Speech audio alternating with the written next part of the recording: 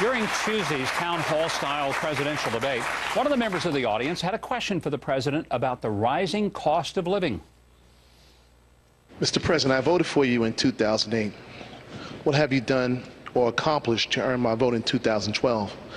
I'm not that optimistic as I was in 2012. Most things I need for everyday living are very expensive. No kidding. Well, he's not the only one, because according to a Fox News poll, 41% of Americans say that rising prices are the biggest economic problem that they face. They say that more than unemployment, taxes, even housing prices.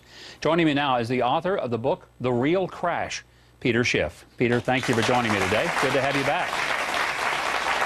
Great to be back. Peter, how did we get to the high gas prices? Obama says it's because the economy's doing so well. That seems almost as absurd as anything I've heard in the entire campaign. Why do we have high gas prices? Well, first of all, I wish the president had actually answered that gentleman's question. He completely ignored that element of it. But, you know, in that poll, more than twice as many people were worried about inflation as all other federal taxes combined. But the truth is, inflation is a tax. The government right now is spending more than $1 trillion every year that it collects in taxes. It gets that extra money from the Federal Reserve. The Federal Reserve creates money out of thin air. It loans it to the government by buying bonds. The government then spends that newly created money into the economy, and that's what drives up prices. So the high cost of gasoline, the high cost of food is just another federal tax. So when the president is saying he's not raising taxes on the poor or the middle class, he's not telling the truth, because inflation hits the poor and the middle class the hardest. How much is the president, any president, to blame for the prices that we pay for gasoline, fuel, whatever it may be?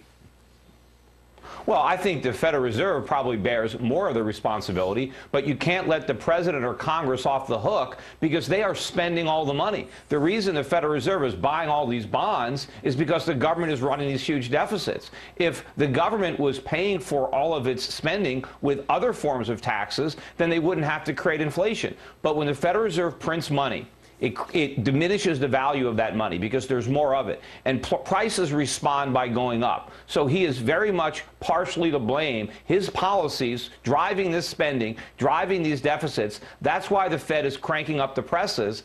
And you know what? Prices are going to get a lot higher, especially when the dollar starts to fall on foreign exchange markets, because we've been catching a break because a lot of foreign central banks have been buying up all these dollars and keeping them from bidding up domestic prices. They've been bidding up bond prices, but eventually all that money is coming back. And if people think food prices and gas prices are high now, wait another year or two, because they're going to be much, much higher.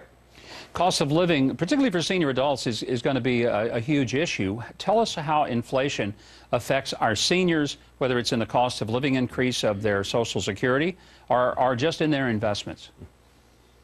Well, first of all, the government isn't being honest about inflation. According to the government, annual inflation is only about 1.5% a year. Now, that's not possible. How could 41% of the people polled by Fox News be so concerned about inflation if the government is right and prices aren't even going up? I think prices are rising much faster than the government admits. And so the Social Security increases, these COLAs, don't nearly keep pace with inflation. The Federal Reserve's got interest rates at zero. If you've got money in the bank, not only are you getting nothing in the way of a return, but your money is losing value because prices are going up. So this is a huge tax on savers, on seniors, on people living on fixed incomes, and it hurts the most people who rely on those sources of income to buy the things that they need, because these basic necessities, the cost of the basic goods, food and energy, are the most sensitive to inflation. Very, very rich people don't spend as much of their income on food and energy,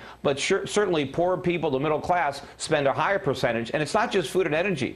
Education, health care, insurance. One of the reasons insurance rates are so high now is because the insurance companies can't get a decent return because the Fed's got interest rates so low. So they have to make up the difference by raising their premiums that they charge the people who buy their products.